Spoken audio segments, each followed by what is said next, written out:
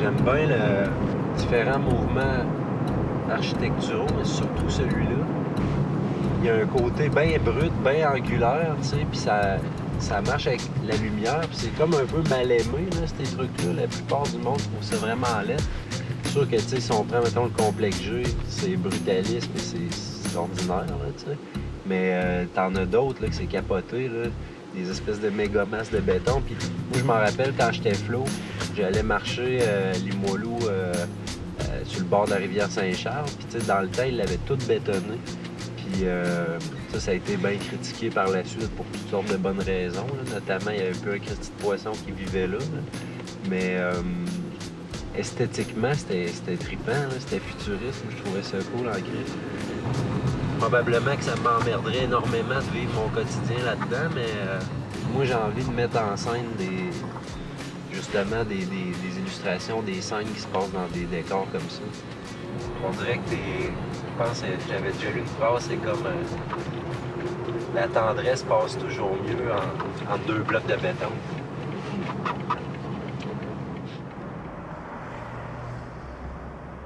Si la tendance se maintient. Une structure encore plus grosse, si possible bureaucratique.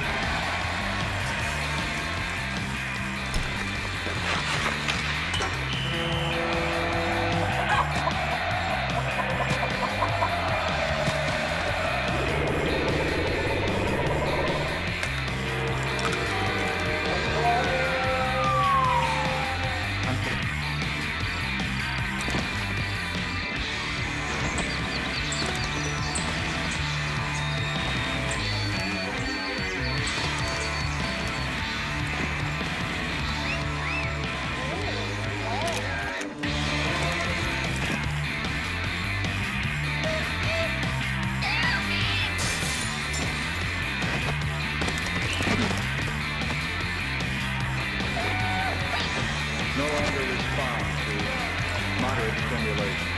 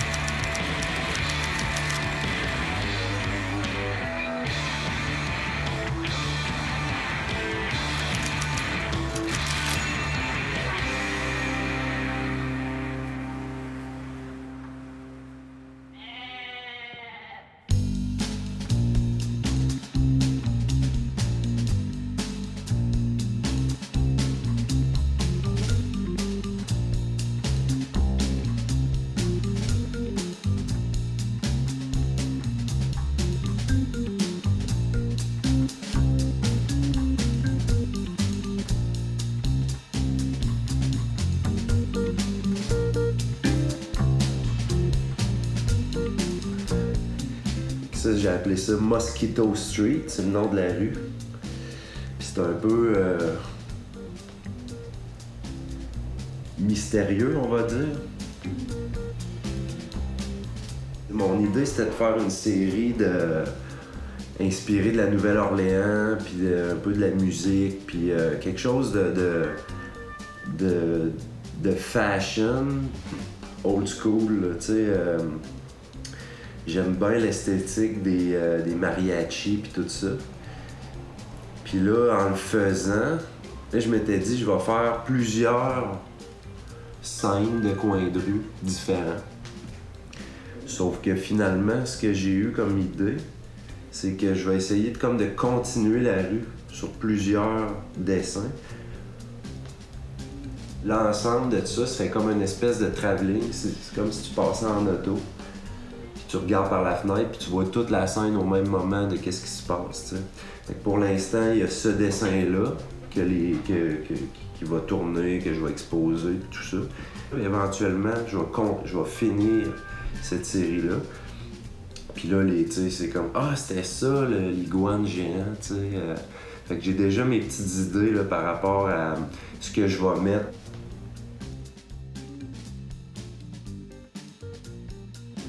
J'avais fait un dessin que j'avais comme mis en ligne sur Facebook, puis sa blonde l'avait vu. Elle m'avait écrit pour me dire qu'elle avait trouvé ça hot, puis qu'elle l'avait montré à Jean, puis qu'il tripait. C'était vraiment un croquis. Puis là, j'en ai fait un autre comme des Last Assassins, qui était leur projet du moment. Puis là, il avait vraiment trippé. Puis là, il m'avait dit donne-moi ton numéro, Jean, il va t'appeler. Une couple de jours après, il m'avait appelé, là, puis t'es là. Fred, t'as tout compris.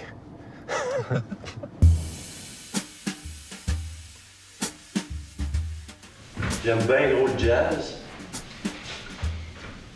Ben, j'ai fait Mingus, Miles Davis, Chet Baker, j'aime toutes sortes de... J'aime aussi comme quand c'est les personnages. J'ai des musiciens de jazz que j'adore. Les personnages, par exemple Oscar Peterson, j'adore sa musique. C'est pas une rockstar comme Miles Davis, exemple. Des fois, c'est moins intéressant à illustrer. Un de mes réalisateurs préférés, c'est David Fincher, mais je fais pas un dessin de David Fincher. Ou Martin Scorsese, à la limite plus, mais Hitchcock, il a toute une gueule.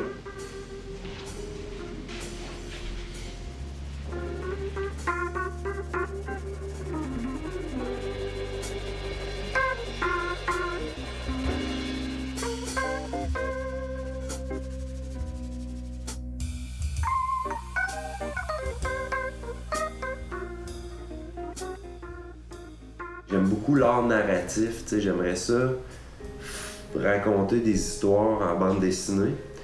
Sauf que la bande dessinée, c'est vraiment trippant pour narrer une histoire.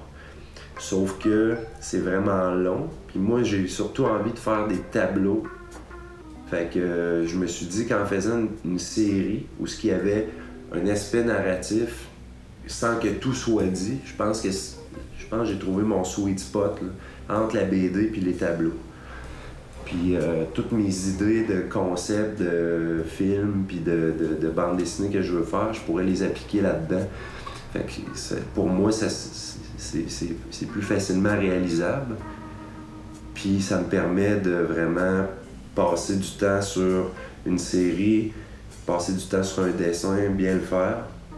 Puis sans m'emprisonner pour 2 ans dans un projet que je vais me tanner. Là,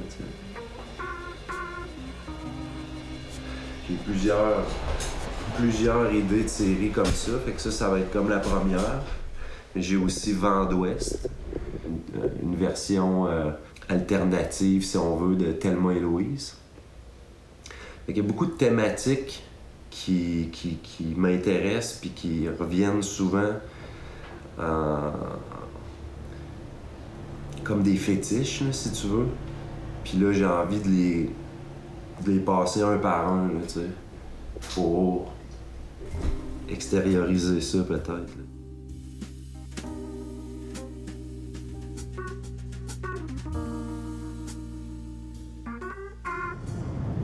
J'aime beaucoup la photographie. Puis quand j'écoute un film, je m'attarde beaucoup à la narration, à la façon de raconter une histoire en images. Puis comme j'ai fait quand même pas mal de BD, ben c'est quelque chose qui se ressemble, mais que moi je préfère l'illustration à la BD, puis je préfère le cinéma à la BD aussi. Tu peux avoir un meilleur contrôle sur ce que le spectateur va vivre, tu sais. Ça m'intéresse énormément.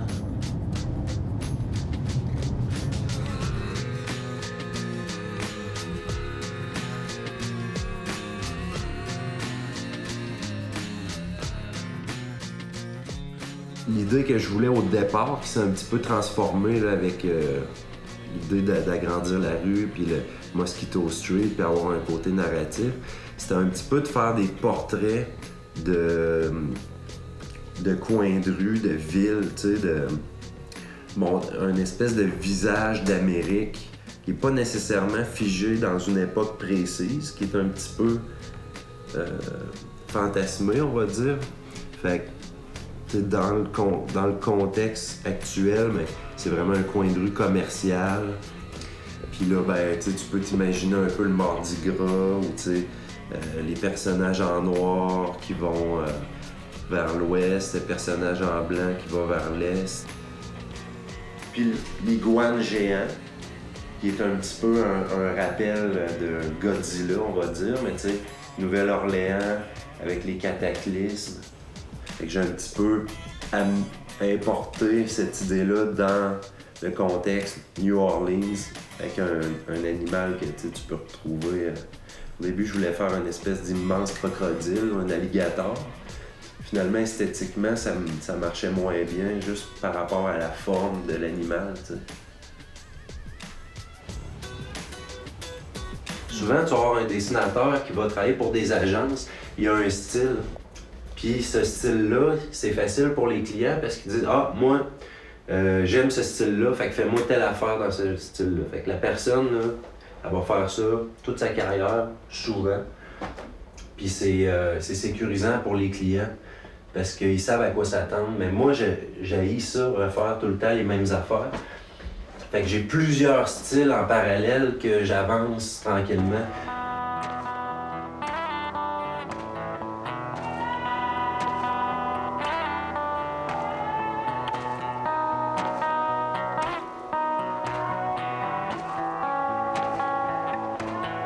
Here's how it goes,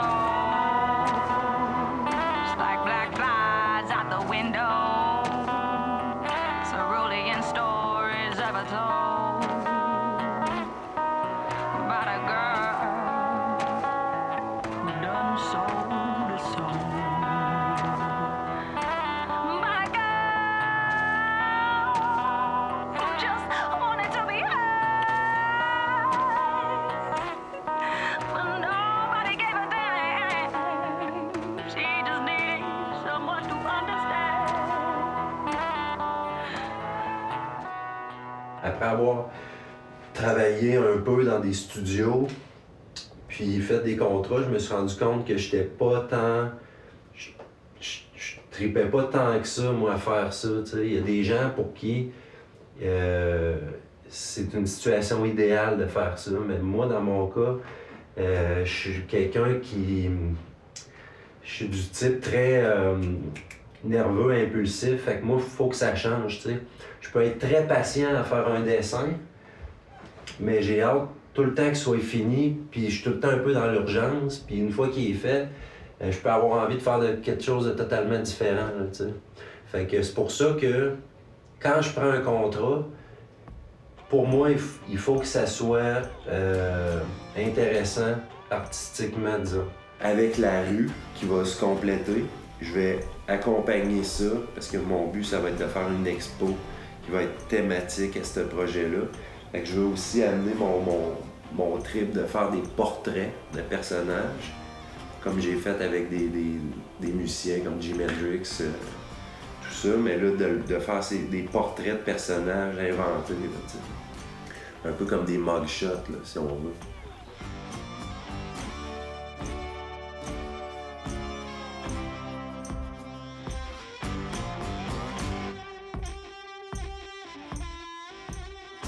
J'ai fait des sketchs pendant peut-être une semaine ou deux. Je savais pas trop où je m'enlignais. Je sais que je voulais aller dans le noir et blanc.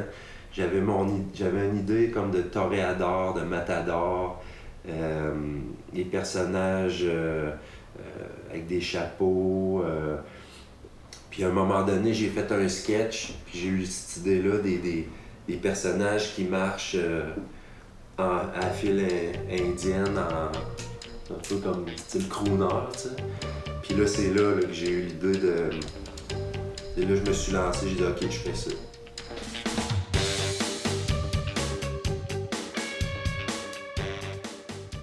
Puis j'en ai commencé d'autres que j'ai pas fini, là, comme une matador, comme si elle était de connivence avec le taureau, qui en parle un toréador.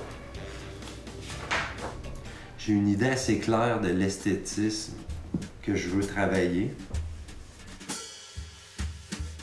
Tu vois, ça c'est un bon exemple là, que je pourrais expliquer de là où je sais pas nécessairement où ça s'en va tout le temps, mes affaires. J'ai fait mes bonhommes, mes personnages des statues d'Île de Pâques. En réalité, il y en a d'autres ici. Au début, je voulais faire un dessin qui était plus en format paysage. Puis j'avais une autre composition avec d'autres personnages. Puis là, finalement, j'ai eu l'idée une fois que j'étais rendu, j'avais scanné mon dessin, ancré, tout ça. Là, j'ai eu l'idée de le couper pour en faire un mode plus portrait. Là. Puis c'est là que j'ai eu l'idée d'incorporer ce personnage-là qui est un petit peu une référence à un dessinateur que j'aime beaucoup, Moebius, qui lui jouait beaucoup avec des trucs métaphysiques là, comme les roches volantes. Puis la tronche du personnage, c'est vraiment une référence directe à Moebius. Là. Puis aussi le style du dessin avec toutes les hachures. Lui, il a fait beaucoup ça à un certain moment dans sa carrière. Fait que, finalement, ce dessin-là est devenu si on veut, un peu un hommage à ce dessinateur-là.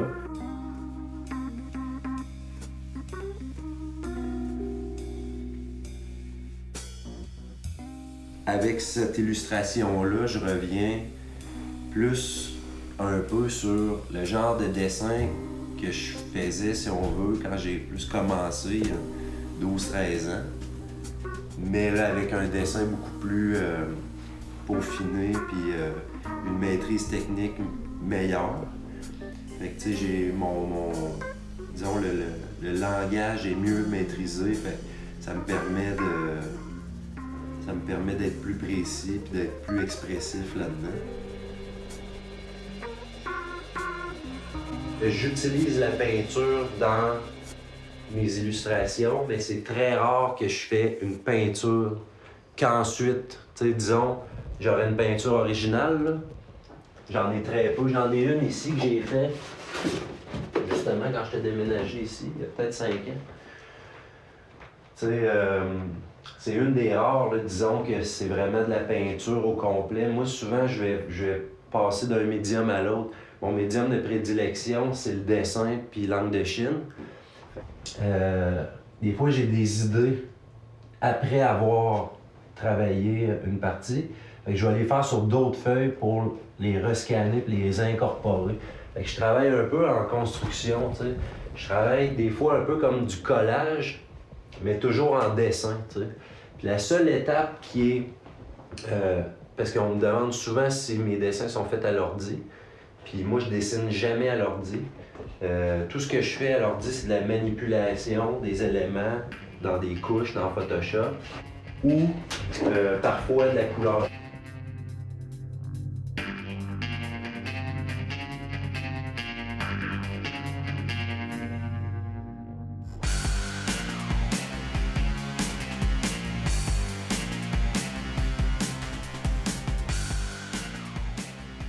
Dans les dernières années, ça a été beaucoup... mes blitz de création étaient beaucoup l'automne. Fait que, tu sais, octobre-novembre. Puis tu vois, quand j'ai fait tous ces portraits-là, c'était plus l'hiver. Parce que je faisais beaucoup de contrats à ce moment-là.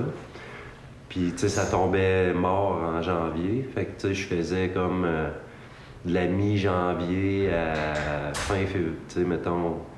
janvier-février, mettons. Puis souvent, pendant plusieurs années, ben, à chaque fois que je faisais une dizaine d'illustrations, une douzaine, puis là, je les sortais en expo au Bal du Lézard, ici à côté, qui a été la première place où j'ai exposé. Puis tu sais, là, à chaque année, pendant, je sais pas moi, 4, 5, 6 ans, je sortais mon expo là. Après ça, je la faisais tourner, tu sais.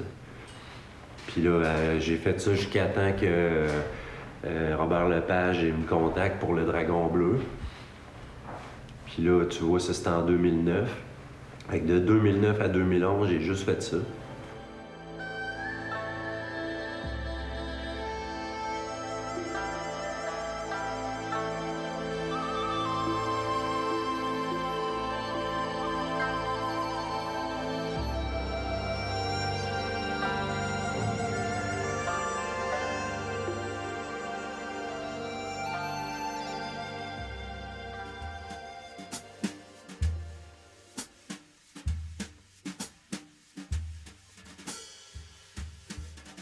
Les dernières années, ça a été monter le projet la boutique galerie. J'ai fait un peu des dessins au travers, puis surtout comme les contrats. Puis là, je pense je pense revenir plus, m'investir dans mes propres projets.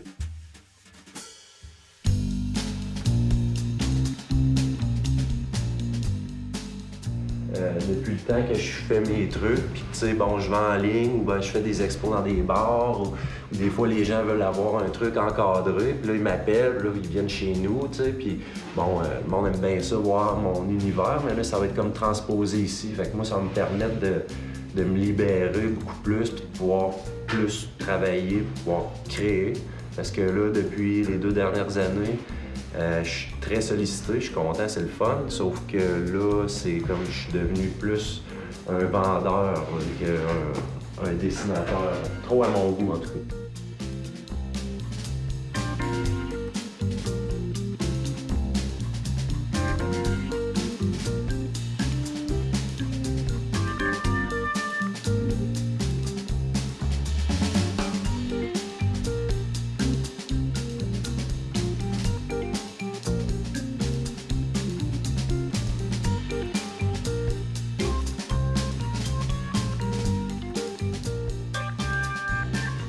C'est sûr que j'aimerais bien ça, que ça m'amène éventuellement à voyager un peu, tu sais. Moi, quand tous mes amis faisaient des voyages de backpack en Europe pis tout, moi, je dessinais, tu sais. J'ai pas le temps, faut que j'arrive à gagner ma vie avec ça, tu sais. Puis quand je vais être rendu là, je vais voyager avec mes affaires. Là, je suis bientôt rendu là, puis justement, la boutique va me permettre ça parce que, tu sais, moi, il faut que je m'occupe de mes affaires, puis tu sais, des fois, quelqu'un veut offrir en cadeau, tu sais, les gens, des fois, sont un peu dernière minute, fait tu sais, je peux pas me permettre de partir un mois, puis pas avoir de revenus pendant ce temps-là, ou fermer mon site Internet, tandis que là, avec le site, ben, tu sais, je vais pouvoir.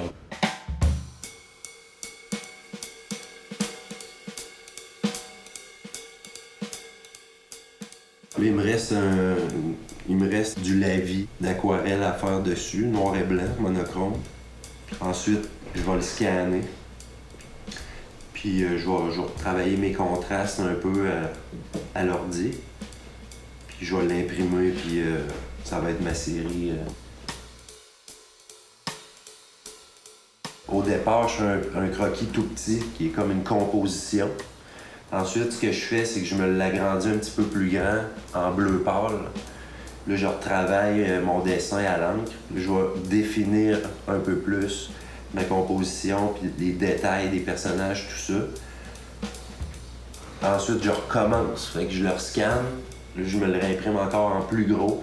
Puis là, je le finalise, si tu veux. Fait que l'étape de l'ancrage, c'est pas juste de tracer ce qu'il y a en dessous, mais c'est encore une partie évolutive du dessin. Puis là, ultimement, ça, c'est le dessin final. Là, je vais le scanner. Puis, tu sais, en fait, il me reste quelques étapes, là, comme je parlais de la vie puis tout ça. Les lavis, c'est de l'encre diluée, fait que ça donne des teintes de gris. Je vais finir ça, je vais le scanner, je vais l'ajuster un peu dans l'ordi pour que mes noirs puis mes blancs soient à mon goût. Je vais nettoyer les traces de doigts puis tout ça. Puis là, je vais être bon pour l'imprimer puis faire mon tirage, mes estampes. Puis ensuite, je vais le faire encadrer par Virgile, mon partner, des trafiquants d'or.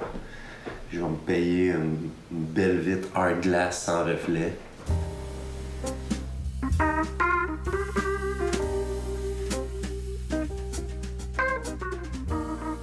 Je vais probablement le rendre disponible dans 3 formats. Donc probablement un format comme ça, un petit peu plus grand, puis un vraiment plus grand. J'ai choisi un papier assez lisse. Ça va me permettre de pouvoir l'agrandir 4 par 5 pieds sans problème. Parce que les détails sont très très fins, puis le papier étant pas trop poreux, ça va donner un super look là, agrandi. Là. Fait que, puis mes séries, ça va probablement être 100 exemplaires par format, numéroté, signé. Ouais.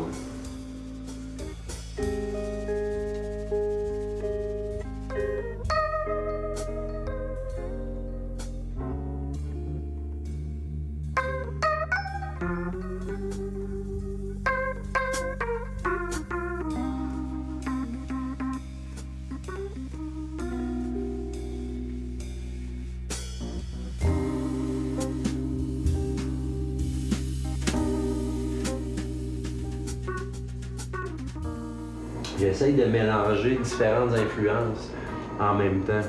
Comme là, à part du projet de Mosquito Street, là j'ai mon trip d'architecture brutaliste. Puis ça fait longtemps que je veux faire une série avec des skaters. Tu sais, quelque chose qui est plus loose, là, tu sais, plus teenage, easy living, là, tu sais. Mais là, je veux merger ces deux choses-là ensemble. Fait que le côté très brut, anguleux du mouvement brutaliste et les skaters plus nonchalants à travers ça. Fait que je trouve que le contraste est trippant.